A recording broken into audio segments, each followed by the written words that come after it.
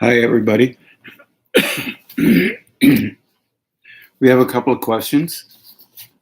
Hope everybody is doing well. And hopefully things are moving along internally best you can. It seems to be that way, but we'll see how things go. Prior to the seminar, The North American seminar. the North American seminar, sorry about that. Okay. I have a question from Doris Flooding. And she says, while doing the balancing, my body seems to move in different ways in different directions, root, gonad, solar plexus, and she calls them levels. Sometimes the lower abdomen are circles in one direction, hands turned down, and the opposite direction when turned up. Yet going to the next level, solar plexus, they switch and move side to side. There's a number of things that she talks about in terms of different centers moving her body in different directions. She says, I don't interfere. I assume you try not to interfere. Interference is normal for the physical personality, although sometimes I have to soften it down. Yep, excuse me. Other times when I have balance, the body seems to go directly into the pump. Can you tell me what is actually occurring? There are a number of things that we have to keep in mind. It would be good to keep in mind when we're engaging with energetic interactions. Number one is that you are an energy being. And what that really means is your system is cultivated and developed from early stages by using energy that is able to operate into your life through you, through these different centers. These centers basically work on the idea of how you can handle energy coming into you. Now, we happen to live on the planet Earth, and we have a relatively coarse engagement with life. We don't like the sound of that primarily, simply because we spend most of our life trying to cultivate a sense of value, personal value, so that we can engage with others and feel confident and feel comfortable inside ourselves. And that is, of course, the thing that we call the ego. And it's fine to call it that. It's just a word, but it has negative connotations. And that negative connotation is really based on being somehow something that we're not. And basically, we are all something that we're not. So, and that includes spiritual focus, well, as it does normal secular engagements with life. We're attempting to relate directly to how we see the world and how, from our perspective, we think it should be seen. And we have all kinds of definitions that engage with this. One is, if you're spiritual, certain things should happen. Another is, if you're not spiritual, you should be acting like that, and that proves you're not spiritual. And the reverse, of course, is also true. But true only in ideation. True as ideas, not in terms of reality. We have a really basic dilemma when we're looking at this whole process of relationship with energy. When we're dealing with interacting as an individual, we basically construct our individuality from the time of our birth. And I still believe that it's also when we're in the womb. Now, that can be interpreted in many different ways, but we have a tremendous level of unconscious reflexes. Unconscious meaning things that are not remembered, and reflexes and defenses that are not remembered, but utilized nonetheless for the purpose of constructing a personality that, in a kind of sense, allows us to engage with others and have a sense of worth, whatever that would be, based on how we act and how we engage with others, and how we're accepted by others or not accepted by others. And this is very complicated, and it's very dependent on our environment as we engage. Well, I wrote down some stuff with respect to balancing, especially. And maybe I'll try and read it and try and make some sense of it. Because this is a complicated thing, this business of response. For example, in older traditions, all responses were considered individual responses in relationship to the inner personality's method of making themselves feel valuable. This is an old tradition. And that tradition meant that don't pay any attention to the experiences that you have.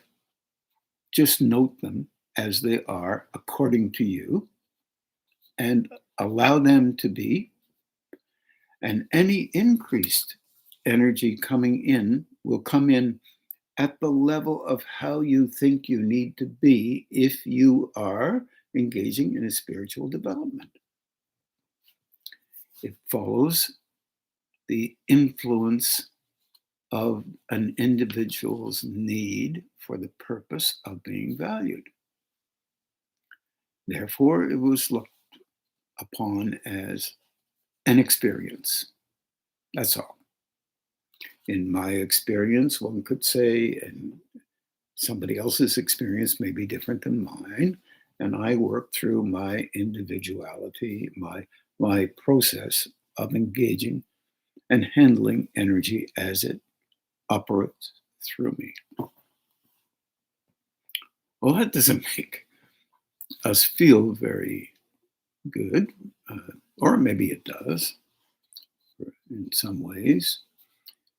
And so what we end up unknowingly doing, heavy emphasis underlining unknowingly doing, is emphasizing our engagement through the construction of our personality, unknown to us. Energy comes in and it can help you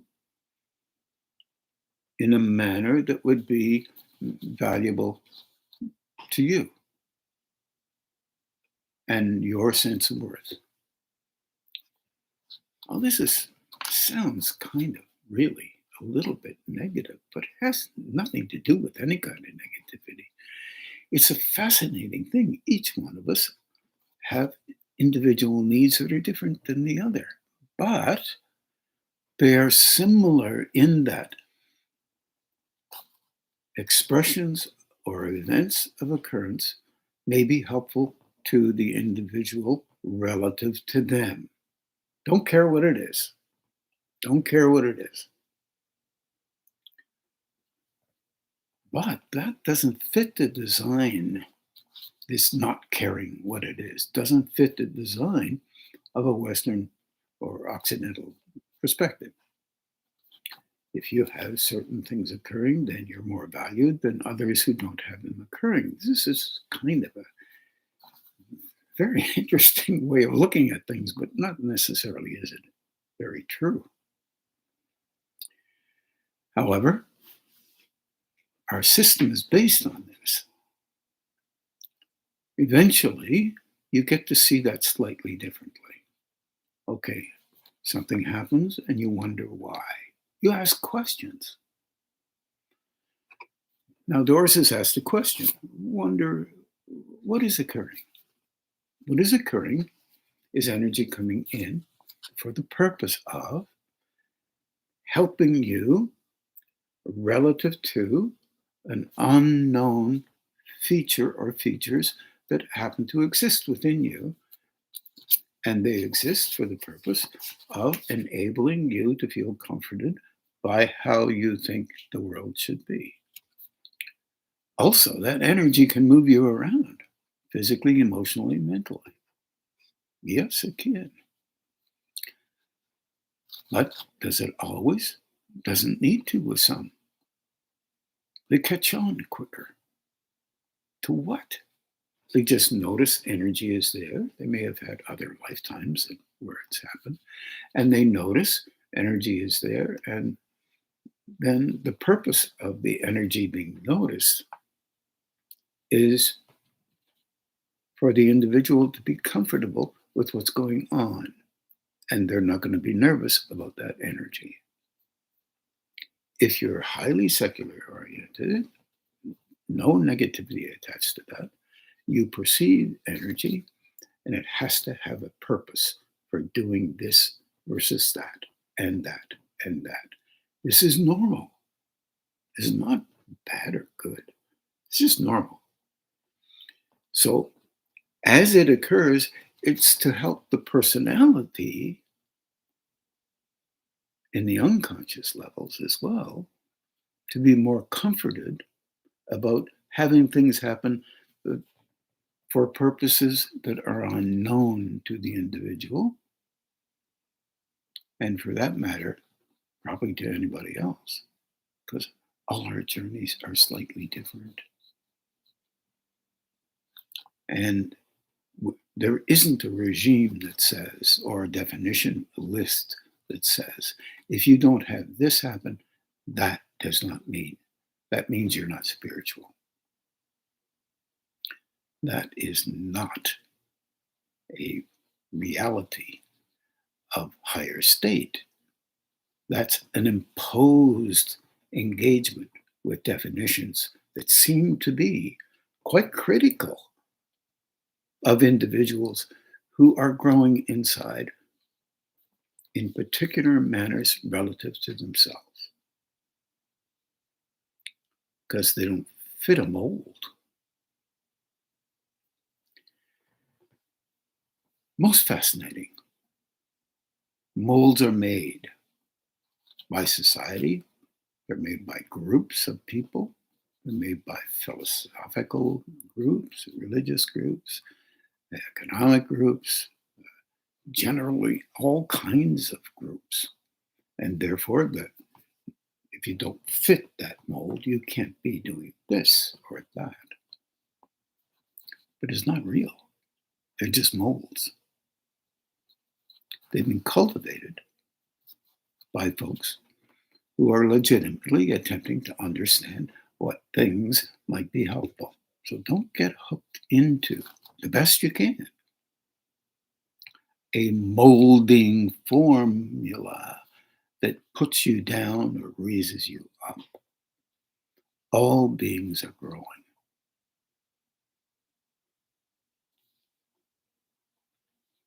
You're learning how to engage through you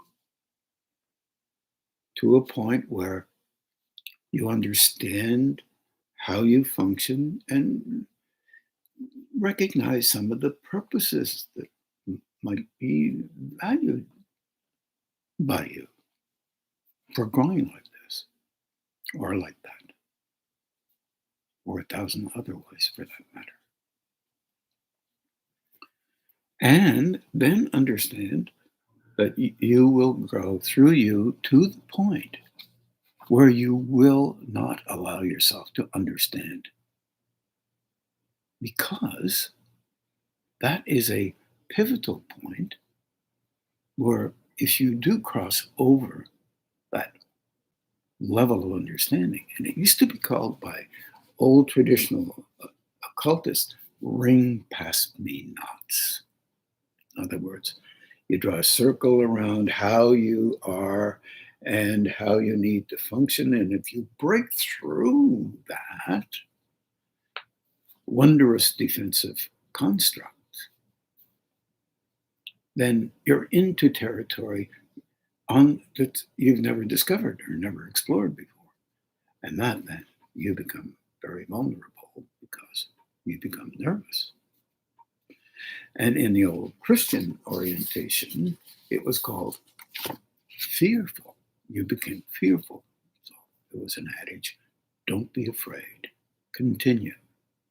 Keep that which is beyond you in your mind. In a traditional way of looking at that was keeping the idea of a creator or of God and focus on some higher state, that higher state, and it will be helpful in your growing because you will be learning how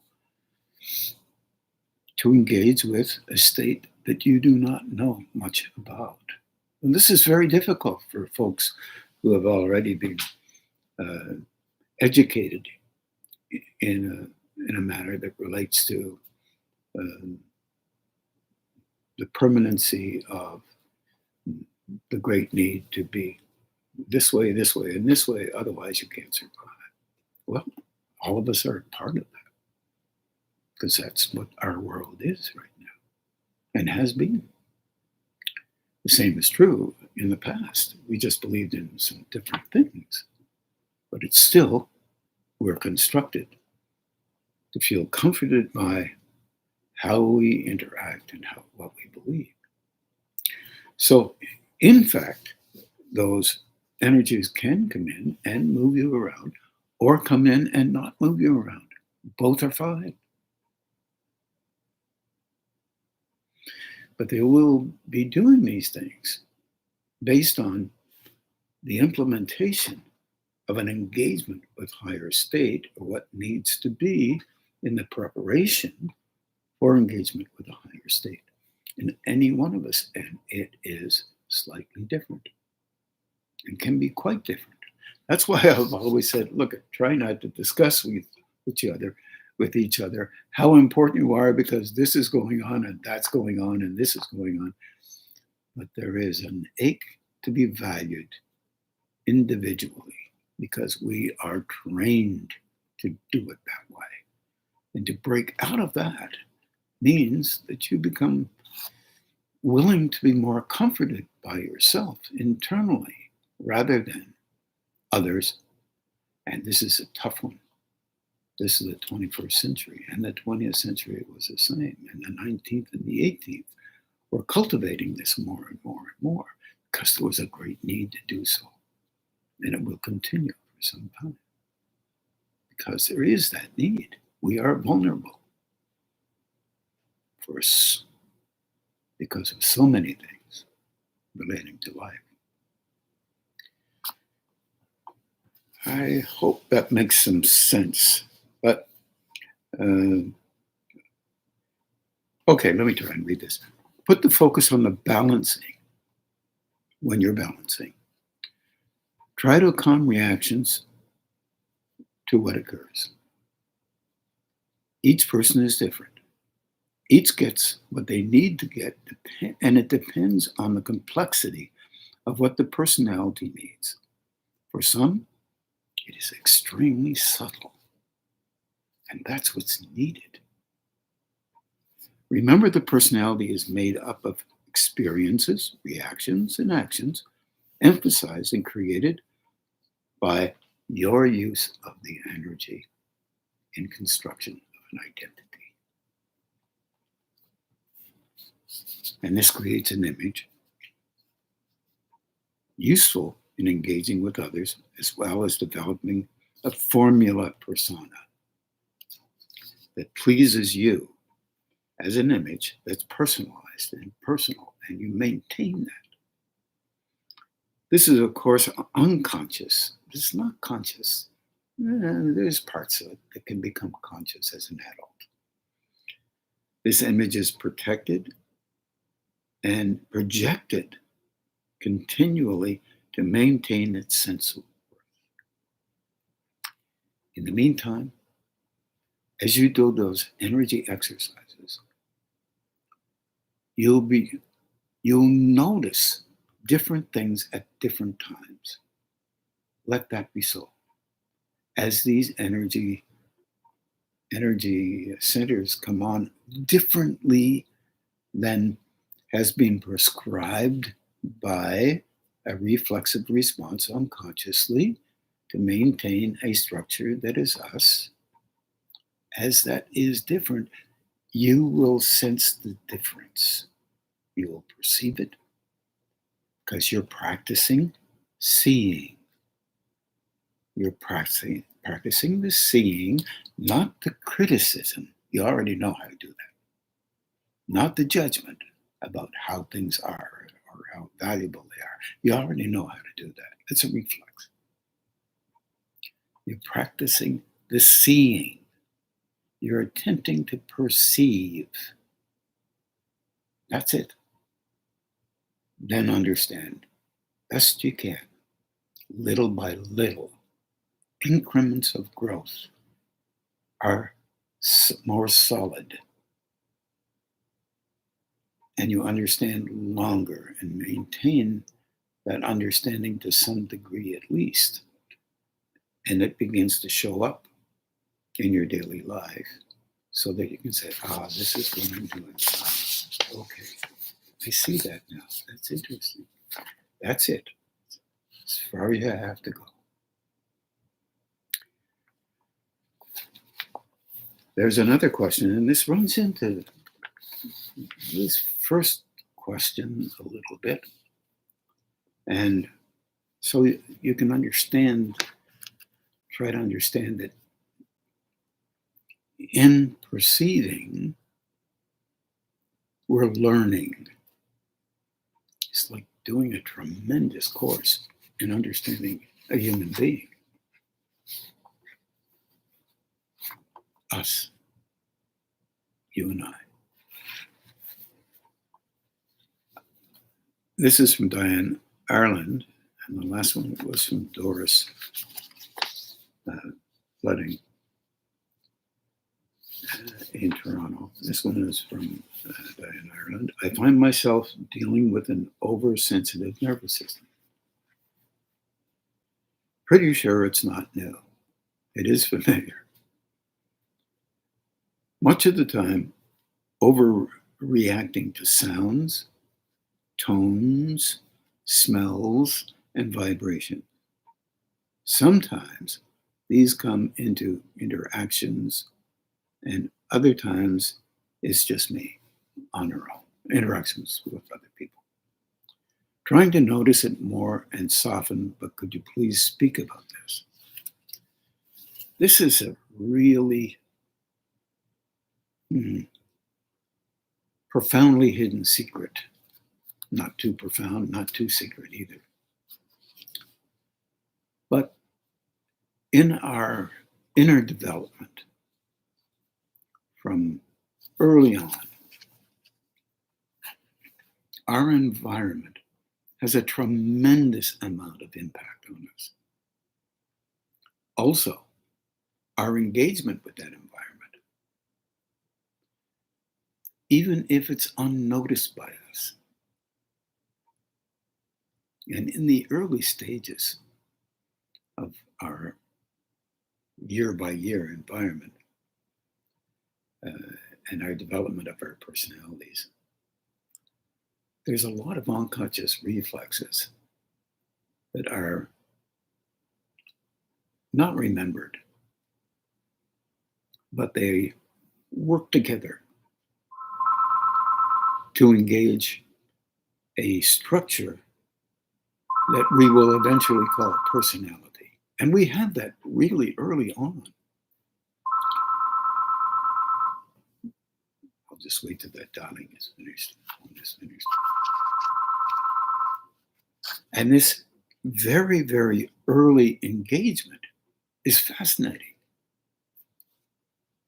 because if we have what we consider a harsh engagement with being trained to be an adult, and that happens right from the beginning, then what we do is we automatically become more and more sensitive to the environment. Tones are a big deal in this. Not only do we look at tones, but we watch facial features, how they are defined by us. We anticipate what a person means by how they express themselves. If they shout, if they talk softly, if they engage, or if they talk about something, your inner sense, how can I call that? Your instinct about whether that person is being honest with you or they're trying to help you or value you is very fascinating, because very early in life, that nervous system of yours is sensing, taking in information, and reacting to it, cultivating a reactive system or a protective system or an alert system. Heavy emphasis on this alert business. If you express in a certain way, or someone expresses in a certain way to you, you can almost sometimes sense when they're not telling you something that may be true or not. But remember, you're adding your view of whether they are true or not. So, for example, being honest or not. Because, for example, if you have had some pretty stiff, hard, difficult to deal with training, and it seemed as if you were being utilized for a purpose that you shouldn't have been, because you're just too darn young, you will have a tonal response to anything that smells as if someone else wants you to help them, and they could do some of it themselves. Truly, it's quite sensitive. This is only as a minor thing one could say. Nonetheless, it's a tonal reflex. It's a method that you've learned to protect yourself on old training, because it was needed. Old training, and it was needed. Repeat that.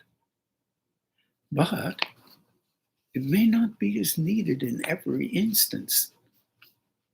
But your system unconsciously will look for that, because it was an alert system that was needed in a very, very crucial manner. Once again, seeing that internally differently than you've already contracted within your personality to see things like that causes some difficulty in understanding that not everyone is like your given situation at the age of 2, 3, 4, 5, 6, 7, 8, 9, 10, 11, 12, 13, whatever. This is not done consciously, by the way. This is reflexive.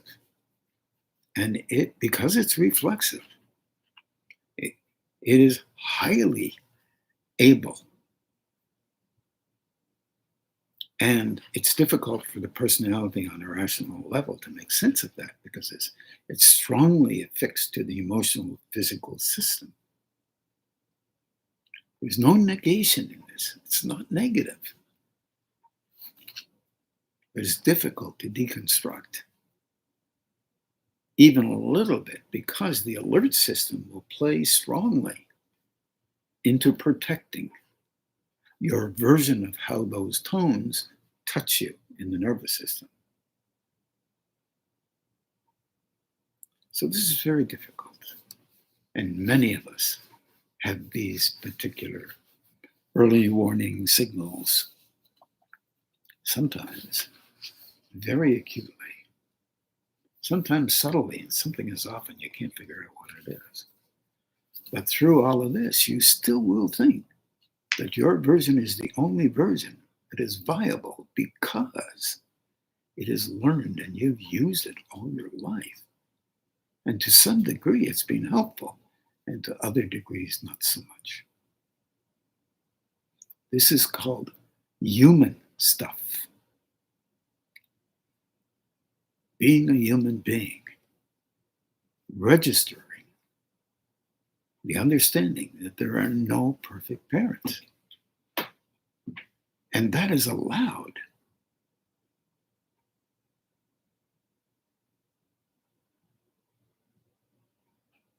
This is very difficult for us to understand, especially if we hold within ourselves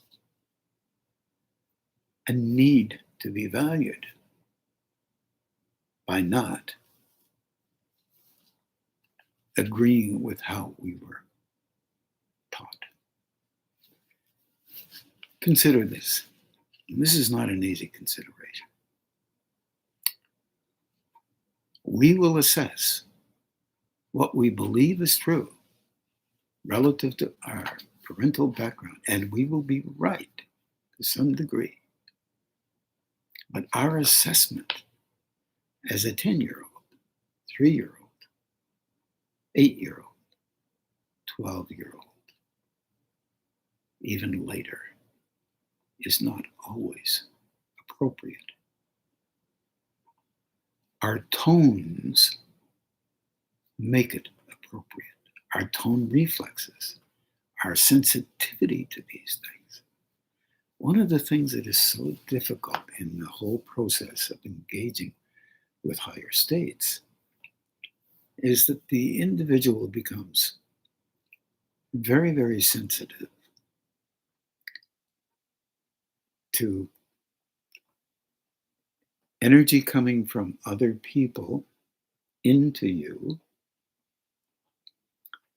the great need you have to assess that in a certain manner which protects you, like you needed protection when you're 8 and 10 or less or more.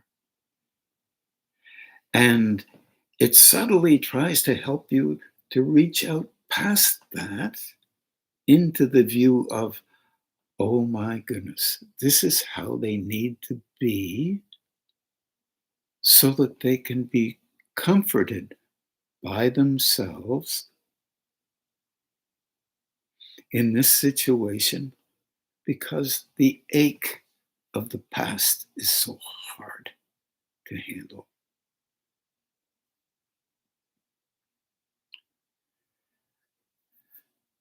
Often people talk about forgiveness and trying to love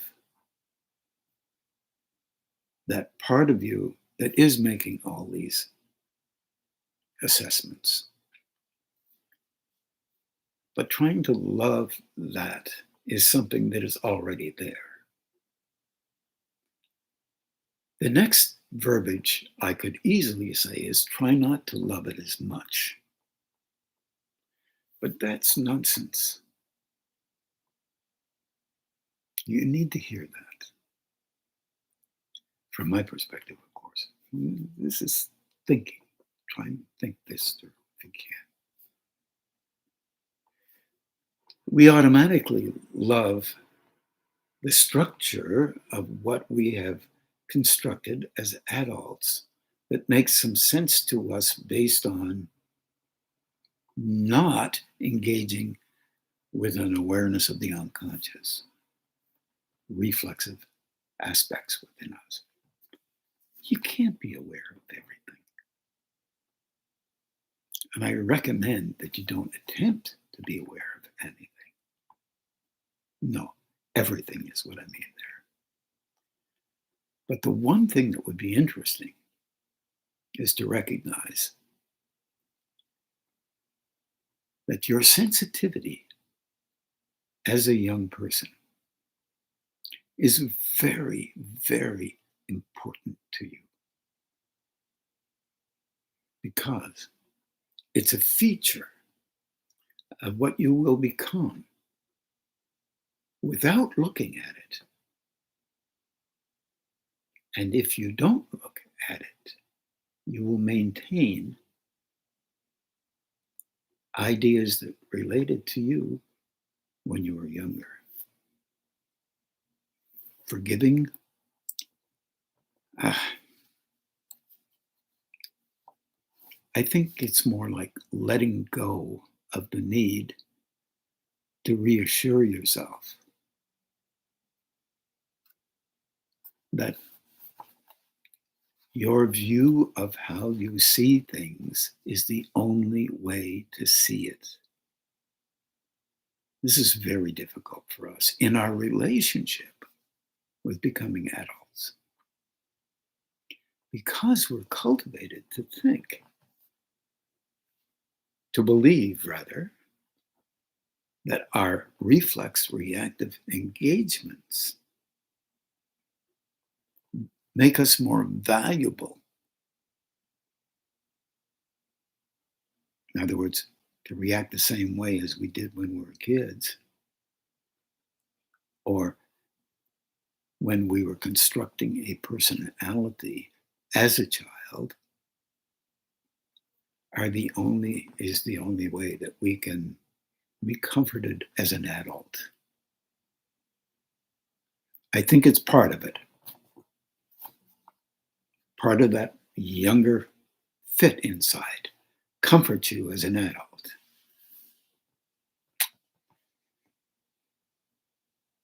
But it's an adult with a hook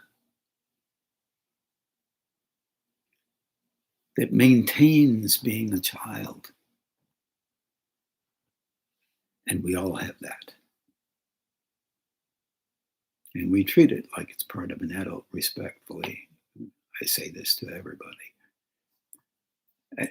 As if it's part of an adult engaging, the way that an adult should be engaging. And it isn't. But we're all partly involved with every year, every minute of our relating to life as it has been with us. And each and every one of you,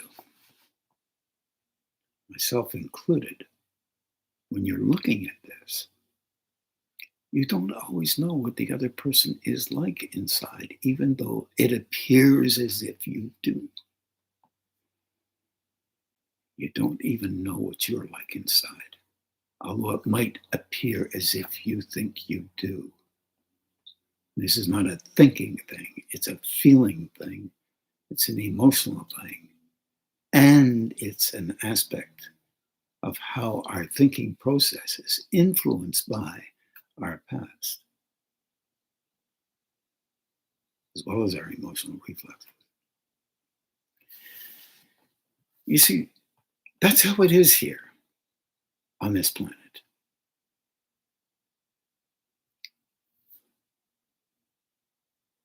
And if you're really good at criticizing or devaluing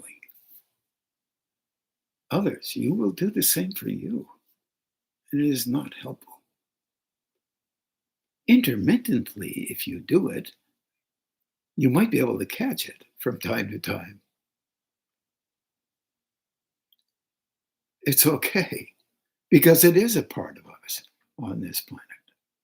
And we've been doing it for a long time. Sometimes fairly coarsely. sometimes a whole lot less coarse, sometimes understanding even, if we're willing to look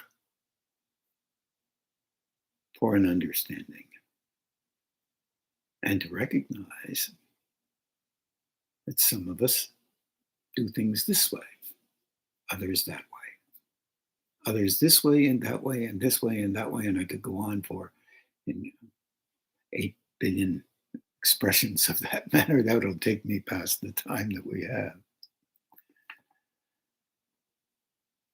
Sense of humor kind of helps.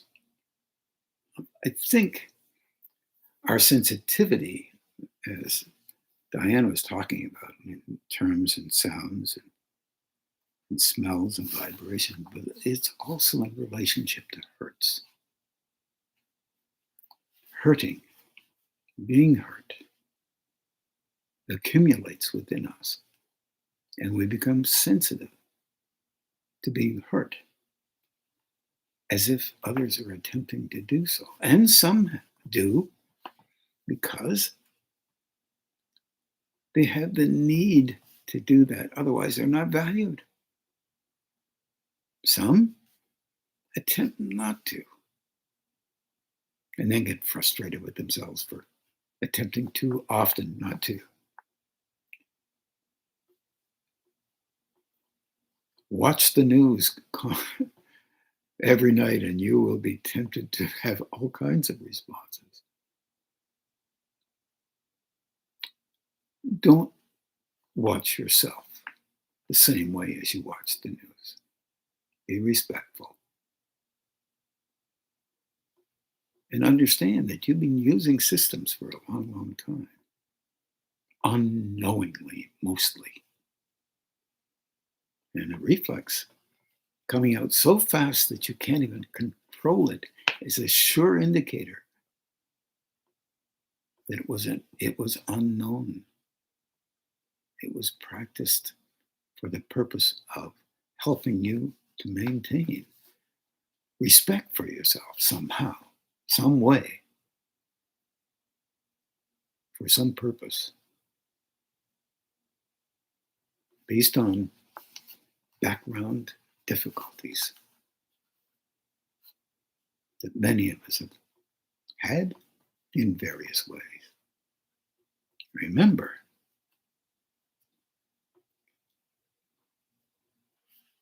just try not to do it yourself. You will be shocked to find out that you will be doing it yourself from time to time. From time to time is you learning how to see. Now let's see if I wrote something down here. Just remember, as you grow internally, you become able to see a little bit better. And it's confusing because you react to stuff that you see. And learning how to soften down that reaction is a very valuable thing to attempt to do. Early developmental pressures creates an inner system or defenses and an inner critic. Overreacting to tones, which we can all do, include reactions to life tones of a cultivating personality. All of us. Tones are alert signals, reactions, you could say. Increased sensitivity occurs in individual development from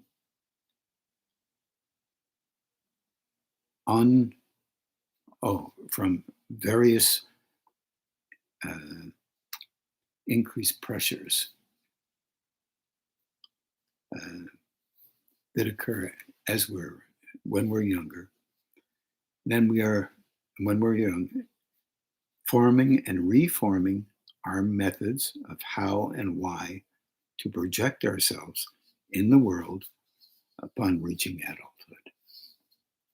We bring them along. It's like a big tail. They pull. They're a part of us. That part of us can be affected energetically because they're created energetically with our repetitive responses, our hurts, our noticing of something very constructive, noticing, that seemed kind of harsh, but maybe that was helpful somehow. I don't know. Depends on the individual. No parent is perfect. The added feature is how the young, all of us, we as young, attempt to make sense of circumstances and this experience, all of these experiences. Attempting to soften is a reasonable idea, but we tend to protect our past reflexes very strongly. Now, we do that also unconsciously, so you may not even know that you do that, but you will run into it as you're beginning to notice a little bit more, bit by bit, that the methods that you use now are similar to the ones you've used before. This is not an uncommon trait. It affects all of us. But this is mostly unknowingly.